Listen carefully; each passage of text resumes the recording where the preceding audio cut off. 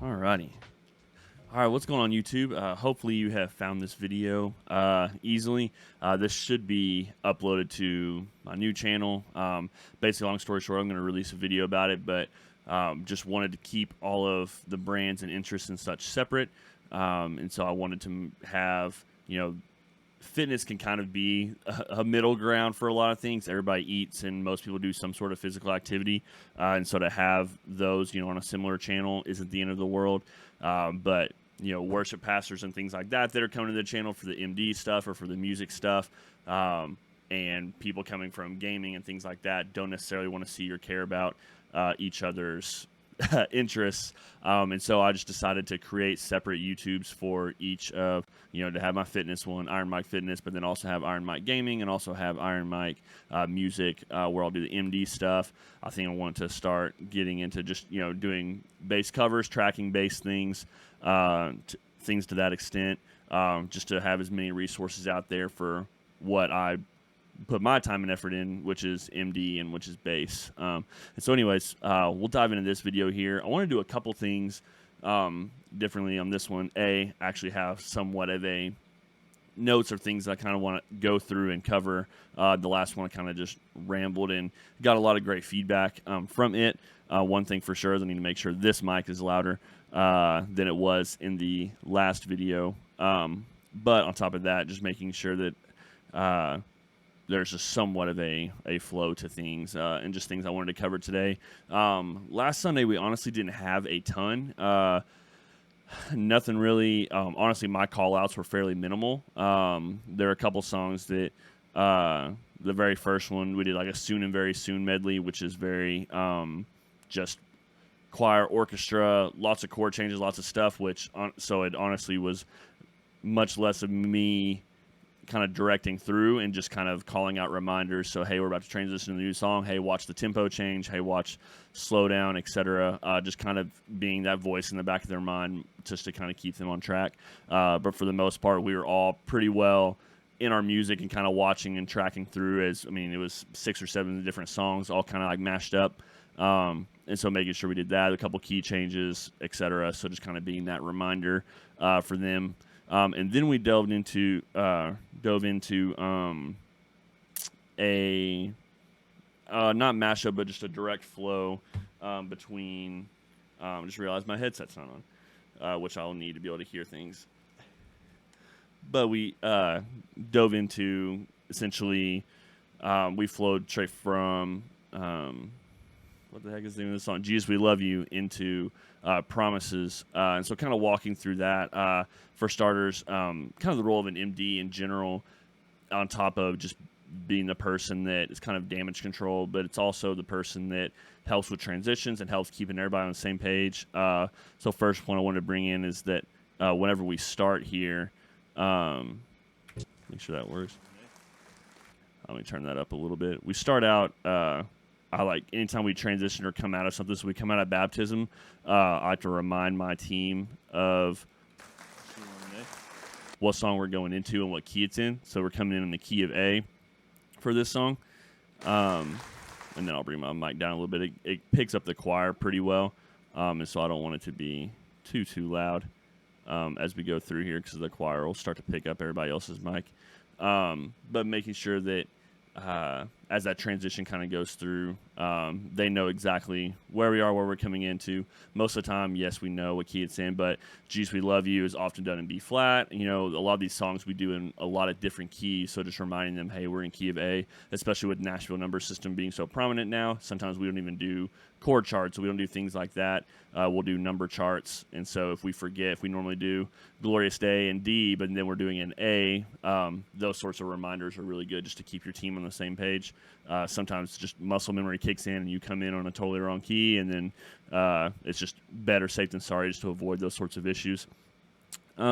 Secondly, encouraging the band just to have fun throughout it. I think that we kind of get set in our ways a lot, and I'll talk kind of about preparation and kind of the freedom that brings us here in a little bit. But I like to make sure that my band is, encouraged throughout. When they put the time in to nail their part or whatever that is. My favorite thing as a bass player is to get, the stink face if I nail a run or, something like that. It's just this camaraderie among the team of just, you're having fun together. You're worshiping a risen Savior. Like, it doesn't have to be a stick in the mud, just whatever. I mean, David danced. Like, it's a joyous time with you and your team. And so I wanted to point that out. Let's see how the timestamp for it. Verse 2, I think, is up in here.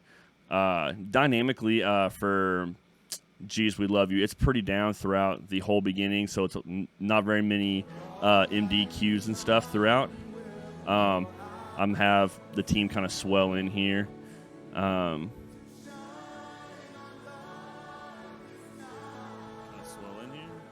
So nothing crazy there. I'll still kind of bring this up just a smidge more.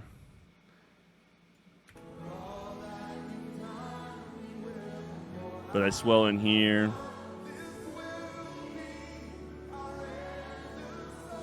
Band in here. And we kind of land into our full groove here. Jesus We Love You is just one of those songs that's very easy to let the dynamics kind of go nowhere. And so, roll of an MD, sorry if I'm sweating. I'm upstairs in the loft. Those that have listened to my podcast or anything else in the past, you know how hot it is upstairs for me. So those that are new viewers, I'm going to sweat, and it's what it is. It's 83 degrees probably upstairs in my loft right now. Our AC's broken anyways, and so now being upstairs, it's even more, it's even hotter than it was. So going through here,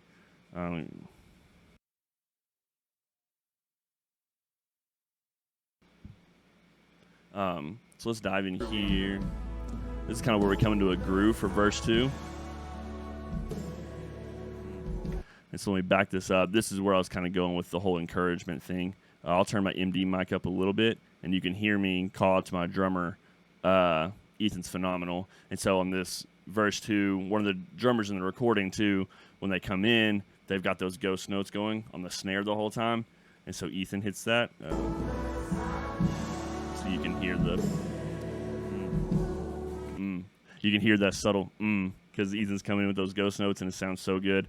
And so I just like to make sure that my team knows that what they're doing sounds good and it fits, and just having that encouragement just to help. I mean, if it cracks a smile, if it brings any sort of joy to them, that's a win. It doesn't have to be all work. I think, if anything, coming prepared and knowing your parts allows you to have that freedom just to be able to worship and enjoy what you're doing.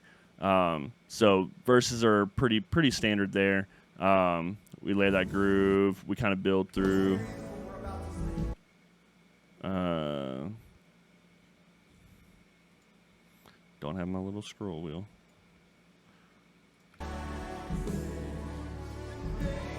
We kind of pick it up going in this little interlude part of it. Start kind of picking it up here. Up to the 6. We kind of drive into the nice groove here. Fall into a good groove. Chorus is pretty standard from there. Chorus B. So right here, reminding them again, the other kind of role of the MD, at least for us, is just the oddball stuff. And so if you've played Jesus We Love You, that chorus B, that second chorus, adds in, it pretty much just bounce back and forth between the 4 and the 1. But on this version, or this chorus B, it'll go to the 1/3. So calling out right there, hey, we're going to chorus B, which is on a different page. So if they are looking at an iPad, then they know. But even then, chorus B, okay, there must be something different. There must be a change coming up. So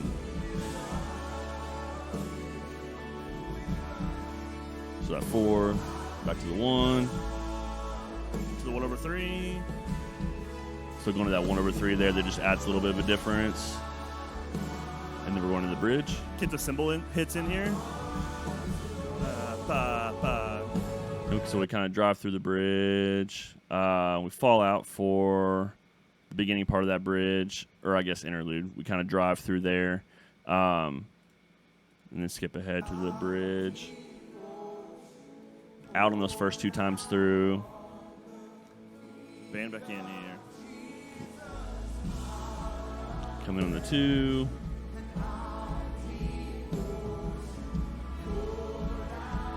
Keep growing. Let's get a little bigger here.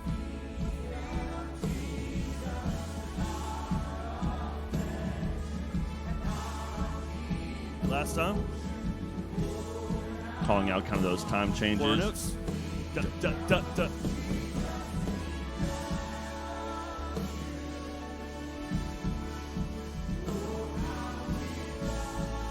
Yeah, so really anything that's going to be some sort of a reminder for them, some sort of a just cue of, oh yeah, that's coming. Oh yeah, we're changing the groove here. That 4/4 kind of drive in the middle of a 3/4 song. Those little things that are really going to kind of help spice it up. I mean, I think a lot of people do that. That 4/4 drive right there in the song, or even 3/4 songs in general. That da da da da da da, and then you fall back in. Ethan does a great job with that. And what I really liked what he did this time around, because we'll repeat the chorus as a whole here, but he stays in pretty full right here and kind of even drives it. Last time. So I think that added a lot of energy too, and helped just to, again, keep the dynamics spread, keep the dynamics nice and full, so you go from being basically all out in the first verse, first chorus, you come in a little bit, you bring it down a smidge with that second verse, but just having a nice soft groove, and it's just a slow build, and then you fall out for the first part of the bridge, and then you build it back up again. But sometimes you get to a point to where you either got too big too early, or you have to pace yourself. Graves in the Gardens is a great example of a song where pacing is everything, because if you peak too early, then it goes nowhere. But also if you don't grow, then it's a very flat song.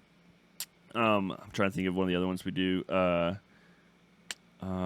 can't think of it, but it's a hymn in a literal sense with how it's I keep wanting to say stacked together, with how it's created, with how it's formatted. It's a hymn, and it's one where if you don't pace yourself, then you will either peak too early or it will go nowhere. So making sure you really pay attention to those dynamics. We finish out here, but we also matched it up with Promises. And so the thing with Promises is any recording really that you're going to have of it is their original that they did on YouTube. They obviously got super popular. That album that they have on Spotify, where they're fairly stripped down setup. I mean, they have drums and bass and everything, but they're in this very small room, group choir, vocals kind of around it. And so translating that to a worship setting, I mean, I even think the guy's using rods on set for a good portion of it. So translating that to a room like this, is a much different change of pace. You can't just directly translate what they do there and for it to work here, because it's going to, again, come out very flat here for us. You're coming out of a decently big song like Jesus, We Love You, lots of tracks, lots of guitars and ambient, and then coming into Promises, it can fall very flat pretty quick. And we have choir and orchestra that really helps fill it up. But even then, if you're not careful with the arrangement for choir and orchestra, then it can also take on a totally different theme, a totally different vibe. Mark is really good about the parts and stuff that he writes for these songs.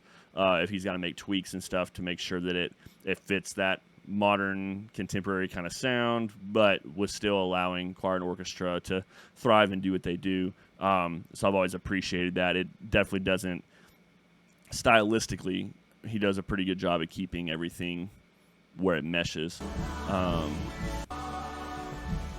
In on the one. Straight into Promises.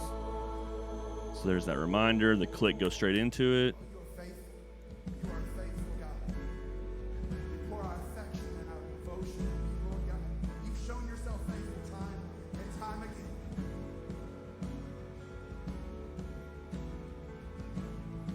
So pretty standard through here.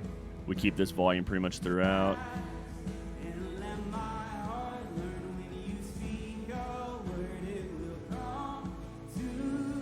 Bring it down. Ride stays in.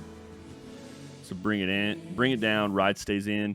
So through here, this is one of those parts that obviously dynamically I wanted us to fall out and be able to just kind of be the voices, but it can very easily just become very empty, especially in a room like that we're in. So here and later in the song, I wanted Ethan to stay in with the ride just to add texture, add just some sort of like tempo, and just to kind of keep it pushing so it doesn't turn into this just kind of like super slow lull. You might be able to hear it. So little cymbal swells, little ride taps and things like that just to add a little something.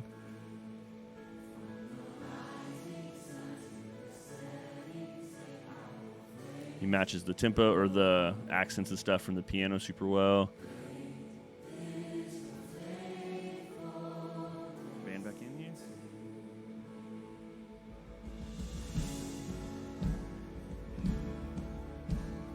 Bo's playing those lead lines, kind of help filling up that space on these interludes.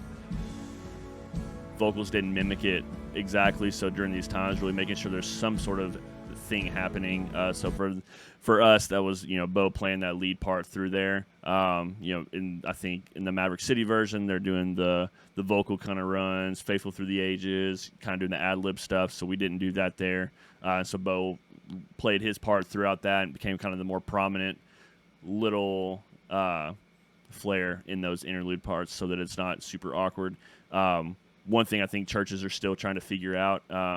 Our church for sure, and just a lot of churches, whether I visit or that we play at, myself even sometimes is trying to figure out what to do in those times where you're not singing, and really just being able to embrace that it's not silence because music is there, but just being able to sit in whatever's happening, and whether it's praying, whether it's kind of just being able to soak in whatever God is doing. I think we're still teaching that sort of culture to our people. But I think that the more we have these sorts of interludes, there's a lot of songs where we, have outros that last a while, and so Mark will pray scripture, or Mark will do something like that really helps and just kind of guide the congregation through it. So we come into verse 2 here. Pick it up a little bit. A little more energy. Came in a little bit flat, so I really wanted us to pick it up and push it a little bit, especially when it's just toms and such. It's easy to kind of be flat. Here we go. Grow with those vocals. So right there, I tell them to grow with the vocals. You can kind of hear, especially in the live stream, it's tough to kind of find the balance volume-wise here. I'll probably try to edit a little bit in post, but the vocals are growing, harmonies are coming in, things like that, and so making sure that our instruments also grow with that. I think this is the part where the horns and stuff are about to start coming in and stuff as well. So we just want to make sure, band-wise, that we're matching that dynamically. If we stay at that same tempo or the same dynamic, same volume we were in essentially verse 1, we kind of came right into that same sort of volume and groove in verse 2, so just constantly picking that up throughout as we grow into this fairly big chorus here.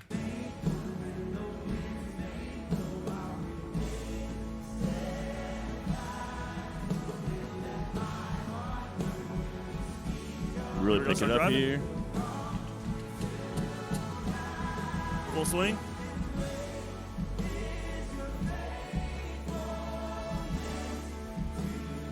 Fairly standard here.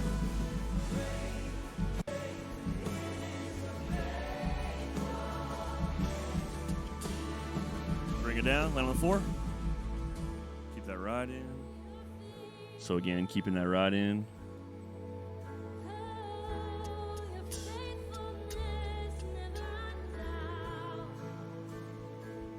Anything, just kind of keep it pushing along. Stay present here. Down but present. So this is another one of those moments. Usually, bass and drums are always in sync. That's pretty much 99.9% of the time. If a kick is hitting, bass is hitting type thing. This is one of those moments where, again, feeling that presence and kind of staying in. I stayed in here, even though drums kind of fell out. He kept the ride and some cymbal swells in, and I just played up the octave just to keep some presence there. I didn't want it to fall out completely. Again, it's a song that does not have a ton of room to grow dynamically with the progressions, with vocals with even the groove and everything. It's a very tom-driven kind of song, and so it doesn't grow volume-wise as much as it would with a just big crashes, really laying heavy into the ride. It's a lot of tom work, a lot of those sorts of grooves, and so making sure that I keep myself in throughout just to kind of add a little bit of layer of something just to help kind of push through. So I stay in on this first line through. Ride stays in with me. Guitar's kind of doing swells and filling up. Keys just doing block chords.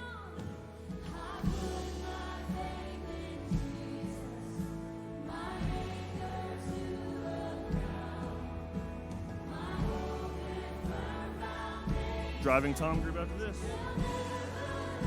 So bring in the eighth notes here. Pushing it.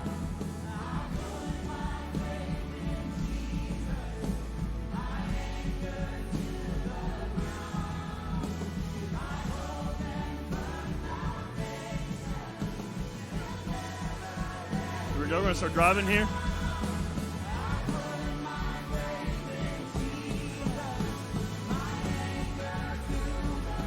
I got a little excited, started peeking. 1 over 3.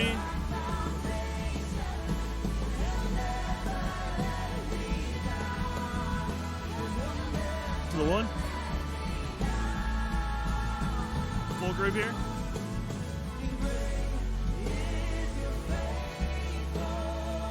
And obviously we hit our peak here. Watch the sudden ending here.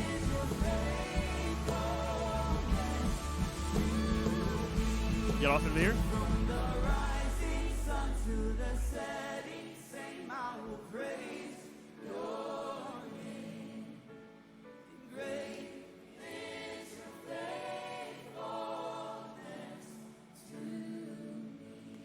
And so that's essentially how we end it. And so I have mixed feelings about how we end it. I would like to try probably a little differently next time that we do it. Obviously, we do a shortened version of the song, which I don't think is a bad thing. It goes on for a long time, so to fit it into our time frame, I think it's good that we do a shortened version. I think I probably would have liked to do that first, from the rising sun to the setting. I think that I would prefer us to have stayed in full. And this isn't I didn't build this track or anything like that, or I just coordinated through this, if that makes sense. And so it wasn't like I had the idea to drop out and was told no. But just hearing and playing it through it this time, that sudden ending right there, I think it would have fit better to stay in full from that, to come in on that from the rising, setting, same, I'll praise your name, great is your faithfulness to me, land on the 1, crash out maybe for 2 measures from the rising sun, and bring it down there. And then end with the keys and the piano super soft. I think it would have fit totally fine just to stay in full. It adds, 10, 15 seconds to the song, but I think would have made it much less abrupt right there because of how we shortened it already. It's a very tough song to dynamically rise and fall, and really get how it grows and falls, especially from the original. But overall, I still think that it's formatted pretty well. I just think that ending could have been a little bit different in hindsight. So for next time, it's all a learning experience. Last thing I wanted to go over, I don't even know what the time frame is of this video so far, but wanted to kind of go over a few of the kind of examples of like MD notes and stuff that we go through, or kind of what I give to my people. My people, they're not my people. The band that I play with on Sundays. And so we'll drag this over, and then we'll also drag over my MD notes to this side of the screen. It just got super bright, wow. Not that y'all can even see that, LOL. Let me zoom in here. 125? 150. Cool. And 150 over here as well. So these are the notes for this video. Parts preparation for Sunday. So like a big part of what Sunday I think entails. Preparing the band physically, so like their music, any notes, any transitions, keys of the songs, parts, who's singing what, and who's playing what, and then timely planning center invites. We try to get at least have people on there. We try not to be ahead of that current week. Try to have 10 days advance. That way we have plenty of time to find somebody if somebody can't. Sometimes people don't see their invites. So just making sure that respecting the volunteers and getting them everything that they need to succeed. That way, if they come into Sunday morning and aren't successful, they haven't practiced, they haven't put the time in, then we're able to have that conversation. But everybody does a good job, and we have a really cool team, a fun team. They always comes prepared, and that makes everything so much easier on Sunday mornings. Preparing the band mentally, so again, getting them the notes early enough to relieve any stress, especially if it's a difficult week. So it's new songs, it's complex songs. And then preparing the band spiritually, obviously the most important of them. Prepare and practice for a few reasons. God deserves our excellence. Get out of the way and not be a distraction by hitting wrong notes. But then also just to be able to worship us also worship. I almost said worship ourselves. Not worshiping ourselves, but we can participate in worship instead of having to have our head buried in an iPad or being so worried about if we're going to make mistakes or not. When we don't have to stare at an iPad, and we can, I'll turn around, I'll look and smile at the choir and sing and get involved with them. I'm looking out at the congregation and getting involved with them. We're a big church family. We're a congregation, all worshiping, all with the one goal of giving God glory. And so when we're able to interact with our congregation, I think it grows that community with everybody, not only in your band, but also the people that you're also going through life with. Couple of examples. So the busy and difficult weeks. So this is kind of one of those where we did a couple songs we haven't really done before. My Jesus, we'd done at VBS a little bit, so we broke that out for Sunday. And Same God was also a new one that we broke out. Jesus Paid It All was actually what we covered last week.